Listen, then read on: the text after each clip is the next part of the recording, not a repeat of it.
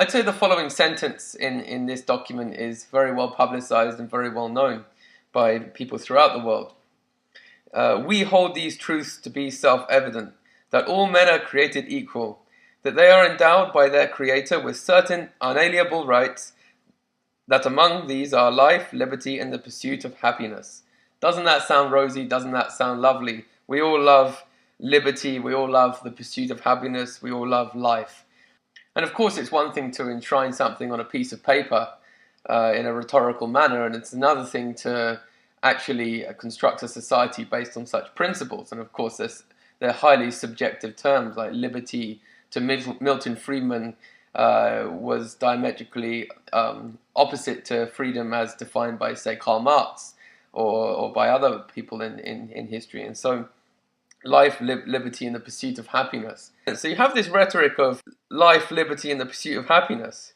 But then when I scroll down through this text, which is so, I'd say this text is surely one of the most historically significant texts in all of human history for what it produced and what it mandated, and in the kind of psychology of much of the world. And so when we hear of the United States going into Iraq in the name of democracy, into Afghanistan in the name of democracy, people like George Bush and the establishment in the United States can draw upon the rhetoric enshrined in their founding constitution. So while the Declaration of Independence begins with this rhetoric of life, liberty, and the pursuit of happiness, when we begin to get further down, closer to the end of the Declaration, we come across this highly curious and informative admission. So the Declaration of Independence is a kind of diatribe against King George III, who produced the Royal Proclamation of 1763, which, as we've seen, had provisos to kind of stymie westward expansion, to hinder those colonizers who would like to have turned Indian land into private property and who would like to have had a kind of lucid path into the Wild West. And of course, as I mentioned, the kind of mercantilist system wasn't conducive, didn't want the industrialization or the expansion or the development of the colony, right? It was merely somewhere to be controlled and to kept in a state of equilibrium in order to further the development of the mother country. So he, King George III, has excited domestic insurrections amongst us and has endeavoured to bring on the inhabitants of our frontiers, the merciless Indian savages, whose known rule of warfare is an undistinguished destruction of all ages, sexes, and conditions. So, while on the surface of this document, or while at the beginning of this document you have the rhetoric of life, liberty, and the pursuit of happiness, we see that there are clearly a group of human beings to whom such principles do not apply, and who are effectively defined from day one, from the founding of this polity called the United States of America, who are effectively outside the rule of law, who are the terrorists. So did the war on terror start in 1776?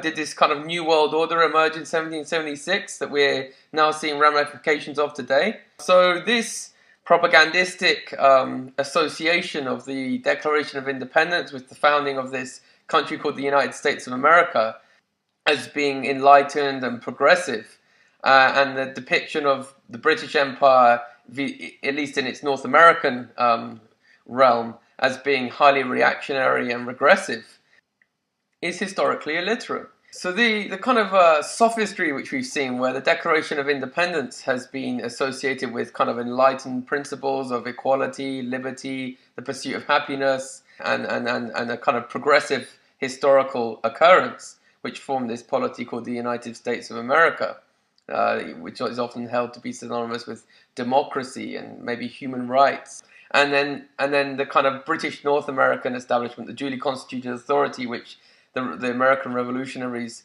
revolted against.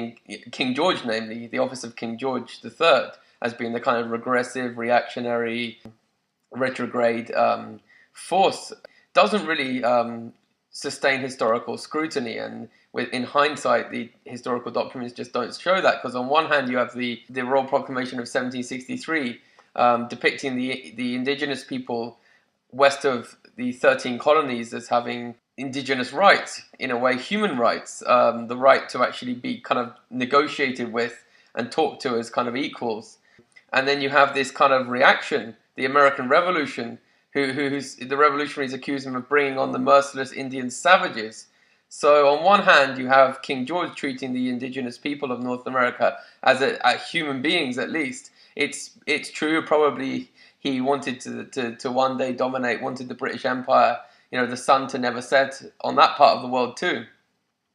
But nonetheless, the idea that you dictate the terms of westward expansion through compromise and through negotiating laws and treaties rather than through genocide and ethnic cleansing is a profound distinction which many scholars gloss over because it defies the founding myths, it belies the founding myths of the United States of America, the most powerful, preeminent superpower we've ever seen in human history.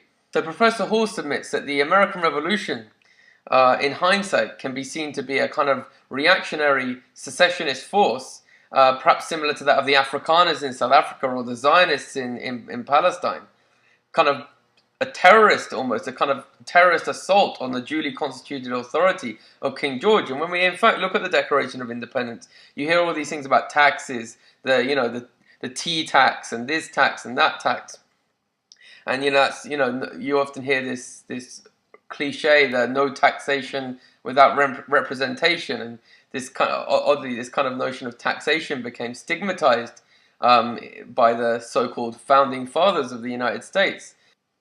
So why did King George need to levy such high taxes upon the colonial settlers of the 13 colonies?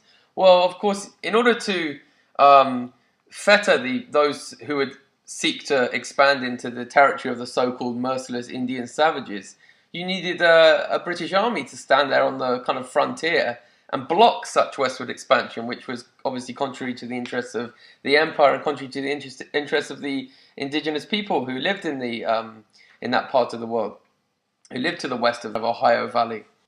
And so obviously, when you hear this rhetoric about taxation, the duly constituted authority, the British imperial authorities, they had to erect a kind of barrier against those who would seek to turn Aboriginal earth into private property. So King George obviously had to erect a kind of barrier to prevent those land speculators, those who would later found the secessionist plutocracy of the United States of America. He had to erect a barrier to prevent such westward expansion. So understanding these two documents, the Royal Proclamation of 1763 and the Declaration of Independence, and wrapping one's head around the fact that we've been kind of told a lie. We've been told that the Declaration of Independence was the progressive historical document and Royal Proclamations are to be kind of spat upon, is kind of historically ignorant, because what we actually have is we have King George III kind of acknowledging some elementary human rights on behalf of the indigenous people of North America. And on the other hand, you have these kind of angry plutocrats who want to kind of turn Indian land into private property, want to expand westward. They resent the taxes. Why? Because the taxes were funding a British imperial army, which was preventing them turning Indian land into private property. And so the kind of one of the overarching theses of Professor Hall in this book, Earth into Property, is that in order to understand the relationship of the United States to the rest of the world, to understand the United States kind of informal empire, the imperialist policies of the United States, you have to understand their founding constitution, and you have to understand their original relationship to the Indian people of North America, to the indigenous people of North America. Because if you understand how from day one there was a terrorist, from day one a group of indigenous people were basically defined as outside the law. They were the kind of Al-Qaeda of today. They were the people who were associated with kind of savagery, and civilization had the right to overempower them. We often hear of this term manifest destiny. It was kind of their God-given right to kind of encroach upon the Indian territories. On the other hand, you had the people who were formal empire builders, who kind of acknowledged they were an empire, warts and all, the British Empire, who said, well, for a start, it's not in our interest to go and massacre the indigenous people of North America.